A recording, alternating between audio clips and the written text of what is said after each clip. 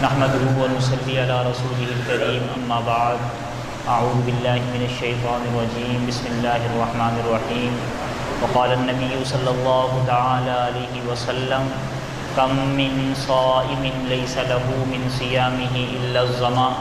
وکم من قائم لیس له من قیامه الا السحر او کما قال علیہ الصلاۃ والسلام۔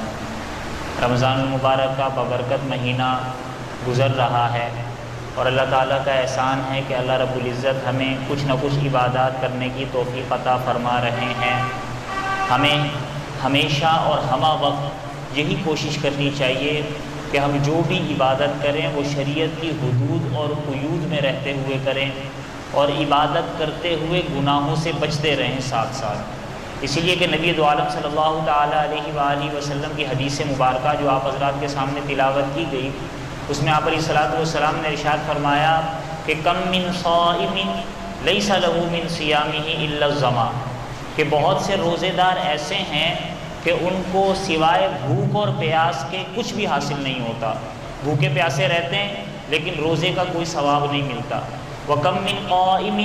لیس له من قیامه الا السحر، اور بہت سے شب بیدار رات کو قیام کرنے والے تراویح پڑھنے والے ایسے ہیں جنہیں سوائے کھڑے ہونے کے اور کچھ بھی ثواب نہیں ملتا۔ بھئی کیوں؟ اتنی محنت ہے، دن میں بھوکا پیاسا ہے،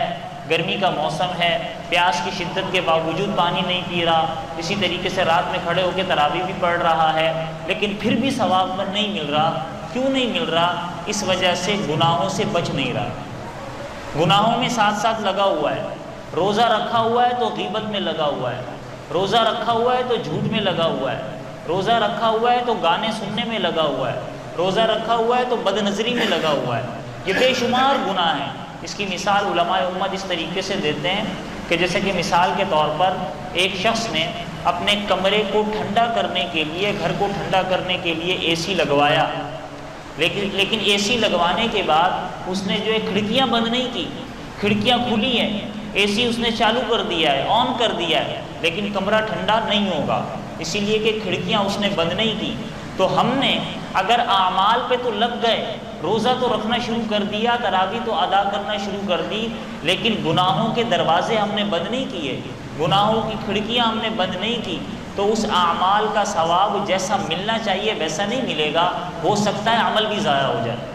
لہٰذا ہمیں پہلے اہتمام یہ کرنا چاہیے کہ ہم ہر قسم کے گناہوں کو ترک کریں اور پھر اس کے بعد آہستہ آہستہ ہم جو بھی عمل جو جتنی طاقت اور استطاعت ہے اس کے مطابق کرتے چلے جائیں گے تو اللہ تعالیٰ ہمارے اس عمل کو قبول و منظور بھی فرمائیں گے۔ تو لہٰذا پہلا اہتمام یہ ہے کہ گناہوں سے بچنا ہے۔ دعا ہے کہ اللہ رب العزت جو کچھ کہا سنا اس پر عمل کا پیرا ہونے کی توفیق مرحمت فرمائے۔